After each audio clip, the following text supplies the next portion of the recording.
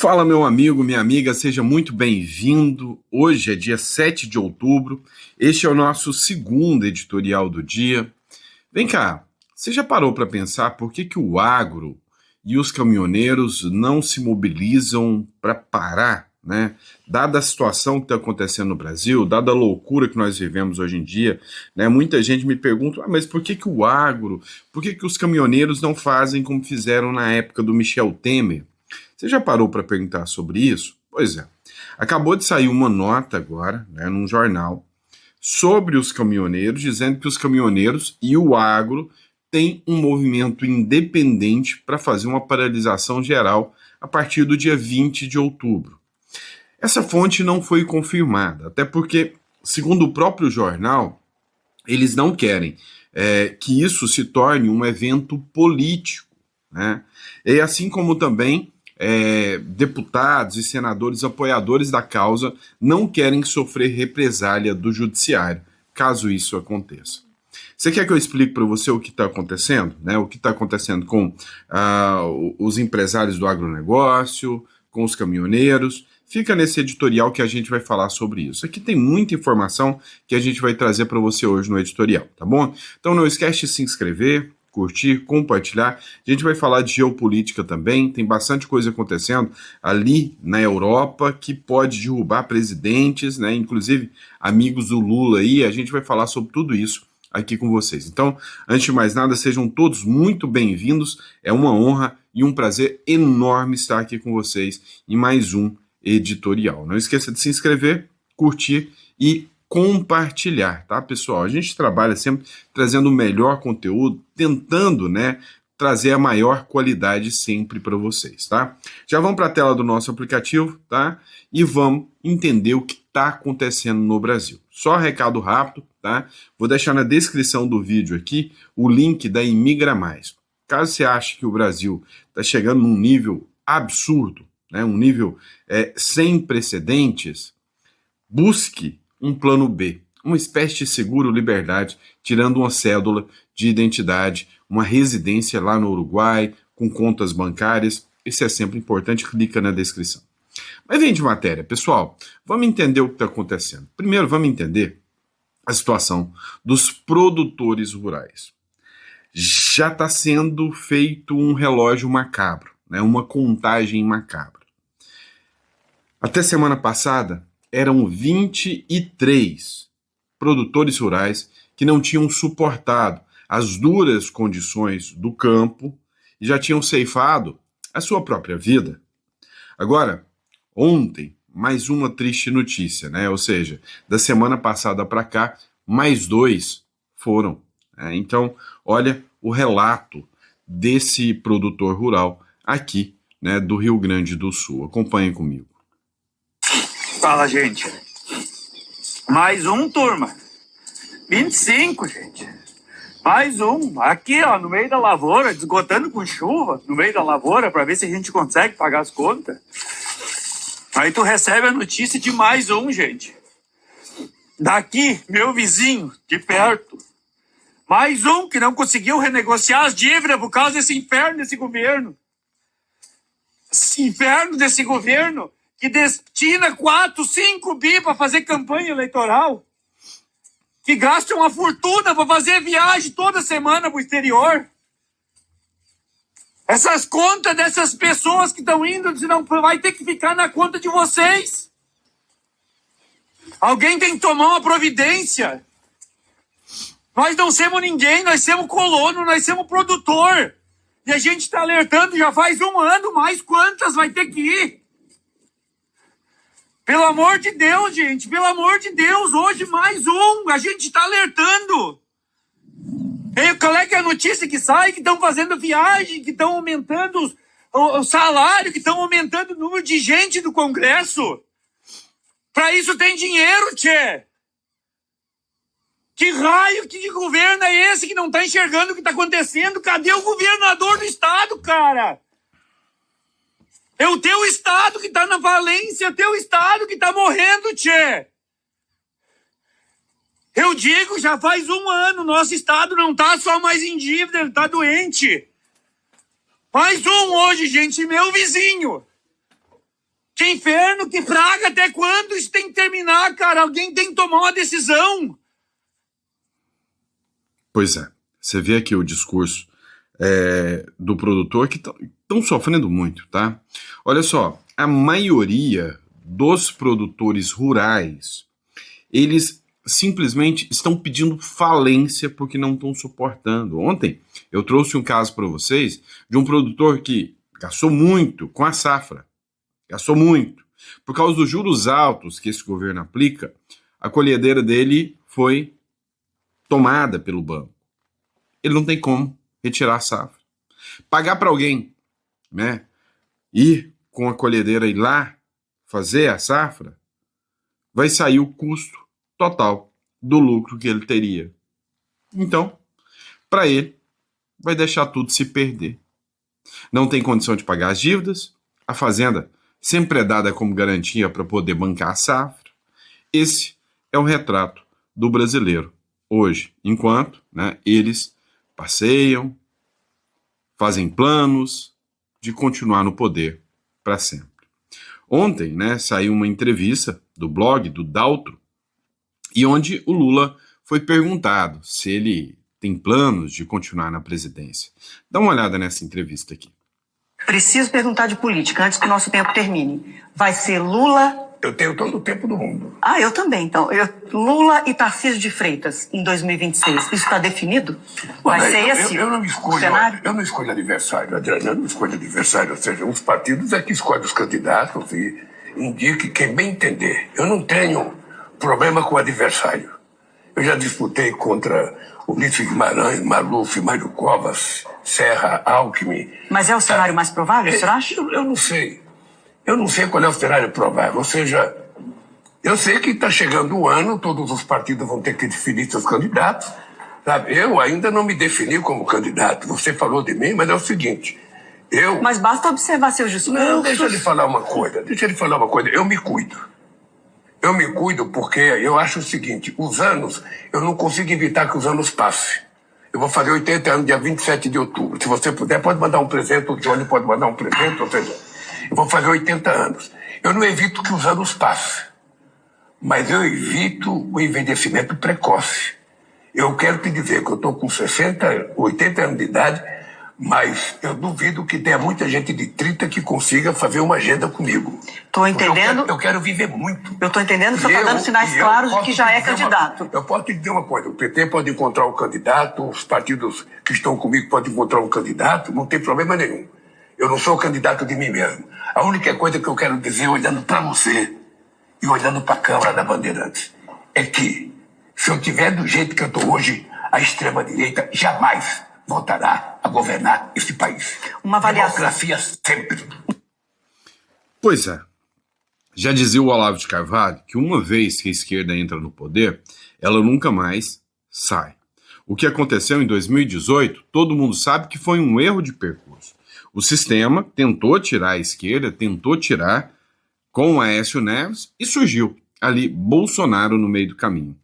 Mas hoje, mais radical da forma que eles estão, mais escancarados da forma que eles estão, nem o sistema consegue tirar a esquerda do poder hoje. Você pode ter certeza.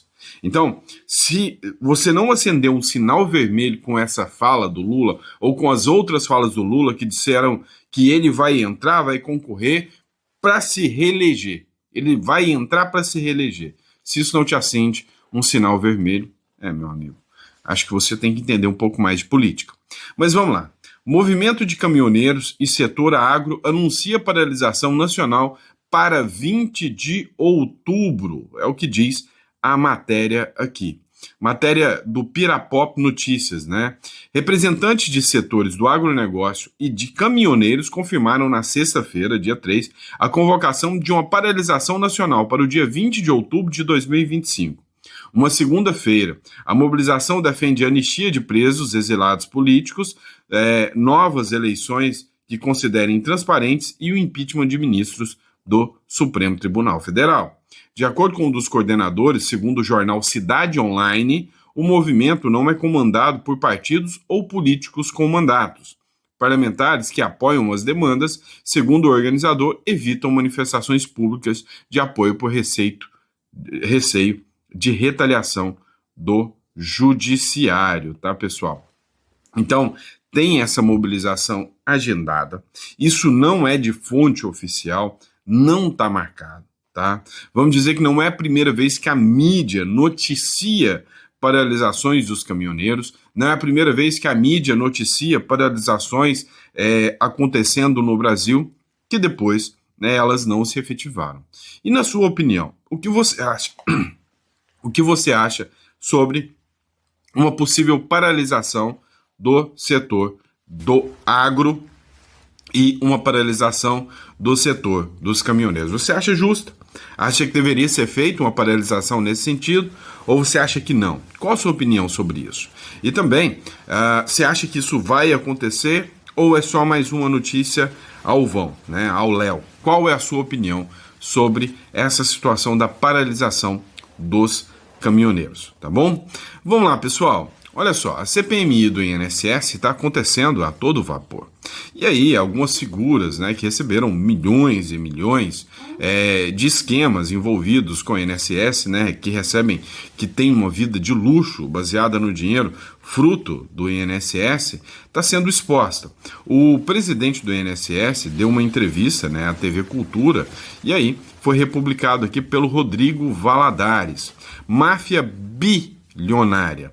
Esquema criminoso aplicou dinheiro das fraudes do INSS em artigos de luxo e se articula para sair impune. Dá uma olhada aqui nesse trecho.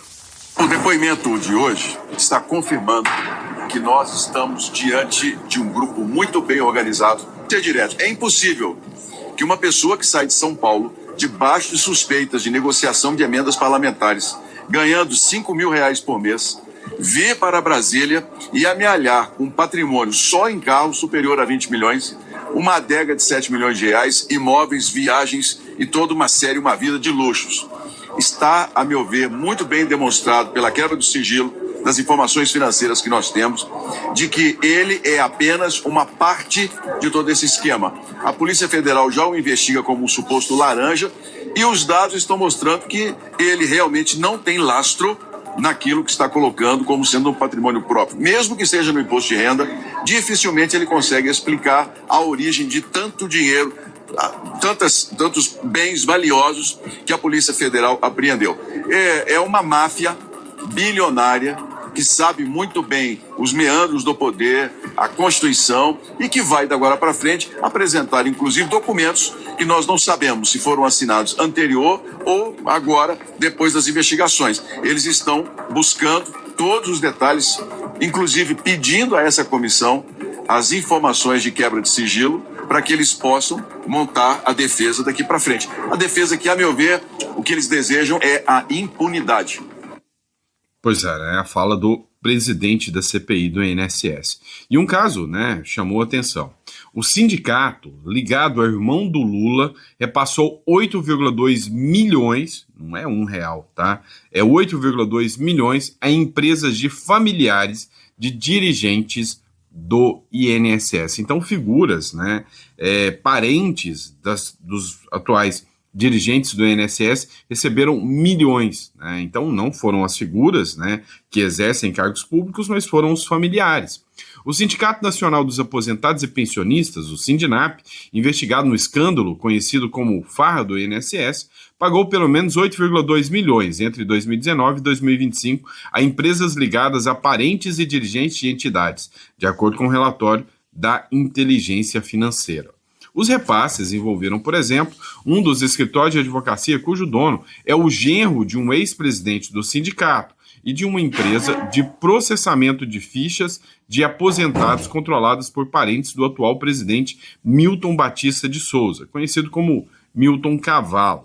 O Sindinap movimentou cerca de 1,2 bilhão no período investigado, com 586 milhões em receitas e 613 milhões em despesas. Entre os dirigentes citados está Frei Chico, José Ferreira da Silva, vice-presidente do sindicato e irmão do presidente Luiz Inácio Lula da Silva. Mas esse tipo de matéria aqui você não costuma acompanhar, né, na grande mídia. A grande mídia está mais focada em falar do encontro do Lula com o Trump e do quanto o Lula é um bom presidente e vai reverter, né, as tarifas aplicadas pelo Trump. Mas esse tipo de notícia aqui, né, acabam ficando num ou no outro jornal que acaba batendo aí esta matéria, né? Mas vamos lá, pessoal. Vamos olhar essa matéria aqui do Quebrando Falácias, né? O real significado de Marco Rubio nas negociações. Já que a gente falou que está todo mundo falando sobre o Lula e o Trump, né? E o designado pelo Trump para negociar com o Lula, que é o Marco Rubio. Esse trecho aqui dessa publicação da Revista Oeste, que foi republicado pelo Quebrando Falácias, foi muito interessante. Acompanha comigo. Lula quer falar de relação amigável com os Estados Unidos, Geis, e depois de ficar meses falando mal dos Estados Unidos, do imperialismo americano, da supremacia do dólar contra o Trump, fazendo ataques pessoais. Eu estou muito ansiosa para que esse possível segundo encontro presencial deles aconteça, tá? Para que o Trump coloque Lula naquele salão oval, assim como fez com o presidente da África do Sul, e coloque as imagens, ou ainda exponha toda a estrutura do Foro de São Paulo, todas as mentiras, todas as enganações, todos os ideais socialistas e comunistas que ele sempre planejou. Seria um sonho de consumo. Quero aqui lembrar que o Trump, ao declarar, o Itamaraty declarou também que ambos, Trump e Lula, concordaram em futuramente se encontrar presencialmente. E o Trump, novamente, não é bobo, trouxe aí essa puxada, né, de mão para Lula estar aí numa situação de não negar esse possível encontro. Muitos estão aí, os esquerdistas, comemorando que, nossa, Trump elogiou Lula. Trump elogiou Lula na ONU também, isso não significa nada. Isso claramente mostra aí novamente a estratégia de Estados Unidos está declarando mundialmente a sua intenção de negociação, enquanto o Brasil sempre negou, o exemplo do Lula negando em sua entrevista à BBC, onde a repórter questionou por 6 vezes se ele tinha tentado pegar no telefone para ligar para Trump, e ele não fez. Agora isso aconteceu por conta dessa declaração de Trump na ONU, porque agora Lula não poderia mais escapar, tá? Agora vamos para a tristeza do Alckmin. A tristeza do Alckmin, com certeza, né, está aí por essa imagem, onde ele está ao lado dos maiores líderes terroristas, como já mencionado, maior parte ali já com o CPF cancelado, e ele vai precisar justificar isso para Rubio, ou pelo menos lidar, porque o Rubio está com sangue no olho para exterminar o narcoterrorismo da América Latina como um todo, e Rubio já deu a sua declaração, né, seja no Twitter, ou seja, em sua expressão facial na ONU, enquanto Lula falava. Para quem acompanhou a fala do Lula na ONU, viu claramente a expressão de Marco Rubio, que não acreditava no que estava ouvindo, enquanto o Lula estava ali defendendo os ideais Palestina, Hamas e contra Israel. Então, a estratégia está nítida, né? Já que Marco Rubio tem aí sua motivação específica em relação à América Latina. Repito, né? Ele já declarou no X que ele não vai medir esforços para defender os Estados Unidos dos prejuízos, seja em relação a direitos humanos, seja em relação à censura provocada em plataformas internacionais, seja em relação à perseguição política a Bolsonaro. Então a mensagem está clara, ok? Então, quando a condenação de Bolsonaro aconteceu, a gente conversou sobre isso aqui. Mais do que tudo, mais sobre a pessoa Bolsonaro, mais sobre os presos do dia 8 de janeiro, essa condenação seria muito simbólica para a esquerda, mas ela vai ser muito mais simbólica para a direita, porque traz à tona aí uma exposição, graças ao trabalho da Casa Branca, especificamente agora do Rubio, da perseguição, da censura, da afronta à Constituição que acontece aqui no Brasil. Pois é, pessoal.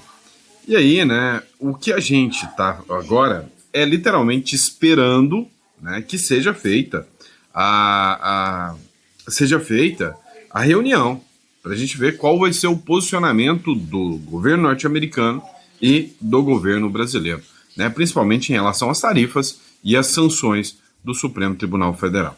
E por falar em sanções, né, a gente vai falar sobre o posicionamento do Lula também, né, fazendo um pedido especial ao Marco Rubio. Lula pede que Rubio negocie sem preconceito com o Brasil. Ou seja, o Lula já sente que o Trump mandou, né, um centroavante bem perigoso para encarar o Lula, né? O presidente Luiz Inácio Lula da Silva disse nesta segunda-feira que pediu o secretário de Estado dos Estados Unidos, Marco Rubio, conversar sem preconceito com o Brasil. Donald Trump designou Rubio para intermediar as negociações sobre a tarifa com o governo brasileiro. E literalmente, né, a gente sabe que o Marco Rubio, né, tem ojeriza, ranço, né, do governo brasileiro, tá? Vamos lá, pessoal, vamos falar um pouquinho de geopolítica aqui. O Le Cornu, né, novo governo da França, cai em 14 horas após ser anunciado, né? Então, o primeiro-ministro da França foi anunciado, publicou a agenda, falou que ia continuar. 24 horas depois, ele falou o quê? Estou fora. 14 horas depois, nem esperou 24 horas, tô fora. A hora que eu vi o tamanho da bomba que eu tenho que enfrentar aqui na França, eu não quero mais.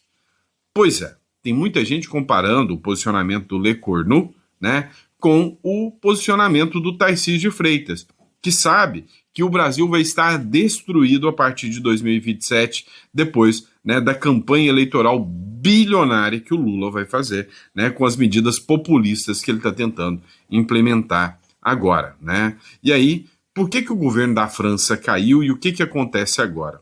A queda do Le Cornu evidencia a dificuldade para Macron formar um governo com um parlamento fragmentado e renova apelos por renúncia do presidente. Ou seja, a partir de agora, o pessoal está pedindo, literalmente, né, o impeachment do Macron. Tanto a direita quanto a esquerda está querendo o impeachment do Macron. Menos de 24 horas após anunciar a composição de seu governo, imediatamente criticada pela oposição e até pelos seus aliados, o primeiro-ministro da França, Sébastien Lecornu, apresentou nesta segunda a sua renúncia ao presidente Emmanuel Macron, que aceitou. Mas agora a pressão está se virando contra o Macron. O terceiro governo nomeado em um ano, também o mais curto.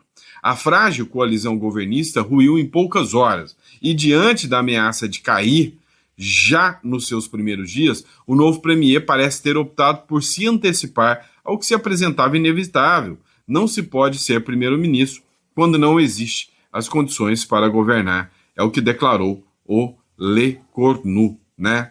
E aí, segundo a revista Oeste, direita e a esquerda pedem a saída de Macron, tá? Tanto a direita quanto a esquerda fazem, né, solicitação de saída e de impeachment do Macron. Também é interessante que a revista Oeste também fez a seguinte matéria: Eduardo critica alternativas a Bolsonaro e diz: não permitirei. O Eduardo Bolsonaro fez denúncias acerca de um plano do Centrão de minar, literalmente minar, né, o Bolsonaro, que o Centrão, né, o próprio Marcelo Crivella, que hoje é uma das lideranças do Centrão, deu em uma entrevista a declaração de que o Tarcísio é o candidato do Centrão, é o candidato deles, e que o Bolsonaro, é melhor deixar o Bolsonaro fora. E essa repercussão foi muito negativa, inclusive, para o filho, né, 02 do Bolsonaro, que é o que é o Eduardo Bolsonaro, que diz não concordar de forma alguma, né, com o que estão fazendo em relação ao pai, ao Bolsonaro. E aí, o Bolsonaro, né, vendo que o próprio Tarcísio já parece querer recuar em relação à presidência, né, o Tarcísio se sente mais confortável hoje como candidato à reeleição em São Paulo, que é Iambu na Capanga, né, ou seja, é uma eleição ganha para o estado de São Paulo, e concorrer, né, contra o governo Lula, sabendo, né, o histórico de como o governo Lula age, de como a esquerda age, né? Então o Tarcísio preferiu pendurar chuteiras e ficar ali, né, no governo de São Paulo, né? Aí o Bolsonaro, como uma alternativa, avalia lançar a Michele Bolsonaro para a presidência se o Tarcísio recuar. O ex-presidente Jair Bolsonaro analisa a possibilidade de lançar a ex-primeira-dama Michele Bolsonaro para disputar a presidência da República em 2026, diante da resistência do governador Tarcísio de Freitas em abrir mão da reeleição ao Palácio dos Bandeirantes. Segundo aliados, Michele surgiria como principal alternativa para encabeçar a chapa presidencial do PL. Bolsonaro acredita que conseguiria transferir a maior parte do seu eleitorado para a esposa, que, na avaliação do ex-presidente, teria bom desempenho em debates contra o presidente Lula, que enfrentaria dificuldades em adotar um tom mais duro contra uma adversária mulher, o que ampliaria o apelo junto ao eleitorado feminino, de acordo com o jornalista Paulo Capelli, do Metrópolis. Olha, eu acho que é uma estratégia muito inteligente do Bolsonaro, tá? Sinceramente, né? Acho que é uma estratégia muito bem adotada por parte do Bolsonaro, colocar a Michele Bolsonaro. E eu vou além, né? A Michele Bolsonaro tendo um vice, né, com uma popularidade diante da direita, como o Romeu Zema, ou como o Ratinho Júnior, ou como o próprio Caiado, o que é improvável, né? Porque o Caiado, ele quer lançar sua candidatura própria, já lançou sua candidatura própria. Vai dar apoio a Michele num segundo turno, mas ele lançou sua candidatura própria. Agora o Romeu Zema ainda está indefinido. Há sim uma grande possibilidade de ser Michele e Romeu Zema, há a probabilidade disso acontecer. E acredito que caso seja a candidatura da Michele, terá o apoio do Eduardo Bolsonaro e não terá a oposição do Eduardo Bolsonaro. Apesar de que, né, os apoiadores do Bolsonaro hoje optam muito mais pelo Eduardo, né, do que pelo próprio Tarcísio, ou então a Michele. Ou seja, hoje a preferência do eleitor do Bolsonaro de 2022 é o Eduardo Bolsonaro. Olha só essa matéria do GC+, aqui, ó. Malafaia elogia a postura firme de Lula e chama o presidente de verdadeiro líder. Não vou colocar o vídeo aqui por causa de questão de direitos autorais, tá, pessoal? Mas preste atenção na matéria. O pastor Silas Malafaia fez um elogio contundente à postura do presidente Luiz Inácio Lula da Silva e aproveitou para criticar duramente o deputado federal licenciado Eduardo Bolsonaro, que decidiu deixar o Brasil e ir para os Estados Unidos em meio a uma crise política para defender o seu pai, o ex-presidente Jair Bolsonaro.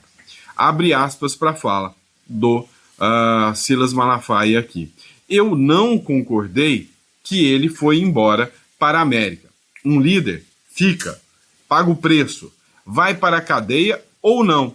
Tá aí o Lula. Tudo estava indicando que ele ia para a cadeia. Ele fugiu? Não. Isso é postura de um líder, declarou Malafaia, destacando a firmeza de Lula diante das adversidades, depois de ter feito, né, críticas ao Eduardo Bolsonaro, né? Vamos lá, pessoal. Outro ponto que a gente precisa falar agora é sobre impeachment de ministros do STF. Pois é. Olha só essa matéria da Gazeta do Povo aqui. Ações no STF podem invalidar pedidos de impeachment da oposição contra Alexandre de Moraes. Sim, duas ações específicas que correm junto ao STF podem blindar o STF de possibilidade de impeachment. Podem colocar uma pá de cal e tornar o impeachment algo quase que inexistente. Pois é, uma das figuras que fez esse pedido é que mais me chama a atenção. Foram duas figuras. Uma delas, né, a Associação dos Magistrados. Até aí tudo bem, né? Os magistrados se protegem. Agora, o outro pedido foi feito pelo Solidariedade. Vem cá, o Solidariedade é o partido do Paulinho da Força. Partido do Paulinho da Força, que é o relator do projeto da anistia, que virou dosimetria com base na autorização do Supremo. Aí você percebe a influência do Supremo, né, em cima dos partidos.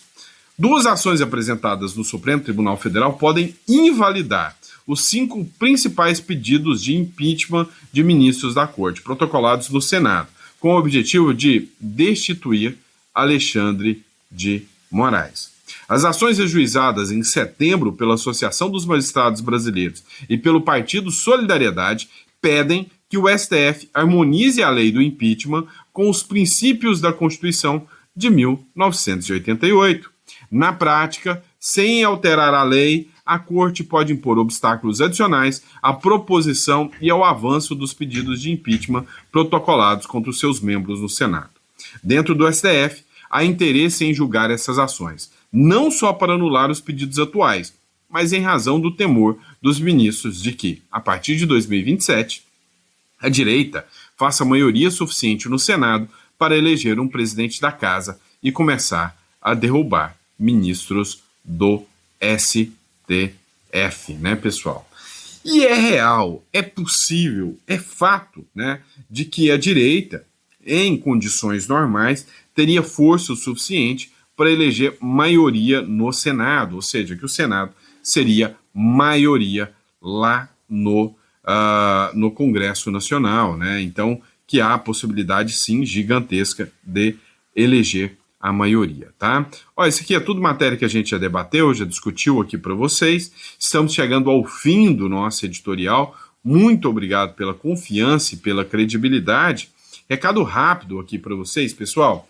Olha só, para você que está nos acompanhando, tá aqui na descrição o contato para a Imigra Mais.